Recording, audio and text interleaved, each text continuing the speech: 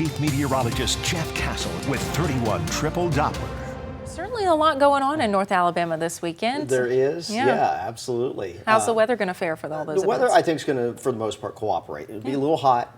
It's Of course. August. I mean, what do you expect? The good news is rain does not look like it's going to be a big factor in whatever your plans may be. Let's kind of talk about it. Temperatures will be right what we expect them to be here in early August, which is not terribly hot, but at the same time, not necessarily comfortable either. Going to be running into the low 90s. That's right around average for us for this time of year. And the rain activity, limited. We're just not seeing a whole lot showing up. 10% tomorrow, that may be generous. 20% on Sunday, that may be generous. So at this point, yes, there will likely be a few pop-up showers in a few spots, but no, it is not going to be high impact or widespread rainfall. For the most part, we've dried out here on 31 Triple Doppler. Still just a little bit of light rain showing up northwestern corner of Jackson County, and that is pretty well it left in the rain department. Rest of tonight will be quiet with mostly clear sky expected. Should have good viewing of the full moon out there. Be sure to check that out if you get a chance. We headed to tomorrow morning, starting off your Saturday on a calm note. We take you into tomorrow afternoon. Not a whole lot happening. Should have a lot of sunshine through the lunch hour tomorrow, and then through late afternoon. Here's 5 o'clock. Maybe a couple puffy clouds, but that may be about it. Again, we'll carry that low-end rain chance just in case something isolated pops up, but we're just not seeing a real high opportunity for picking up any scattered wet weather. Sunday morning, 6 a.m. is dry to start. Here's Sunday afternoon, 3 p.m. We'll stop it here. Couple showers, that's going to be about it. So maybe a slightly better chance that you get rained on Sunday, but even that chance is going to stay low for the majority of us. All right, let's kind of pivot here, talk tropics, this area of unsettled weather that we've been monitoring off the east coast of the U.S. National Hurricane Center is saying nothing's going to happen out of this. So they've got the chance for any tropical development now down to 0, so we will stop focusing on that. And there does remain a little tropical wave out here into the middle of the Atlantic Ocean. X marks the spot where it is right now. And as it moves off to the north and to the west here into the middle of the Atlantic, conditions may become favorable for something to form, but the odds of that appear to be going down. If you've been watching the last few days, that chance did get as high as 60%.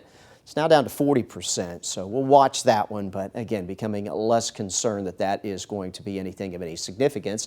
And from here, we start to turn our attention to the continent of Africa. This is where a lot of that tropical activity initiates as we head into the peak of hurricane season. We get these clusters of thunderstorms that develop over the continent, and then they track westward out into the open waters of the Atlantic, and it's these tropical waves and this train of them that comes off of Africa that head in our direction. And the first one emerging, they're only giving it a 20% chance of development in the next 7 days.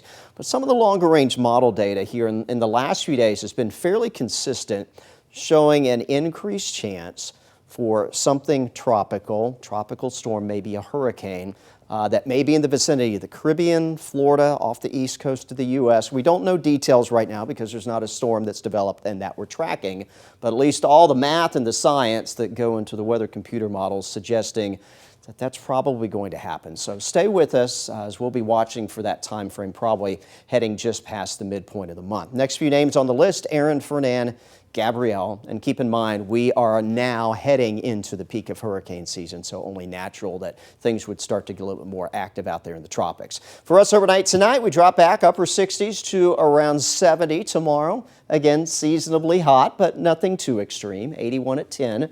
85 at the noon hour, and we'll be running close to that 90-degree mark tomorrow afternoon with a very, very limited chance for a couple pop-up showers. Fort Payne, near 86, Guntersville the same near the lake, 90 in Huntsville. We'll also be around the 90-degree mark out in the shoals. Here's your WAAY 31 Storm Tracker 10-day forecast, 91 Sunday.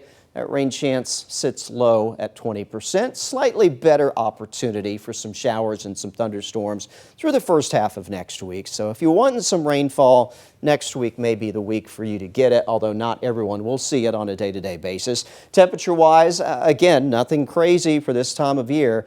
We'll mostly keep it in the low 90s for highs. Morning lows mostly low and mid 70s, right on target for what is average for this time of year. Finally, we're right on target. I feel like we've been all over the place this summer. We have, of course, middle of last week, super hot. Then we got that little hint of fall early this week. Now we're kind of getting back to what we would expect to see. Yeah, the false fall. It's an Alabama original, honestly. Yes.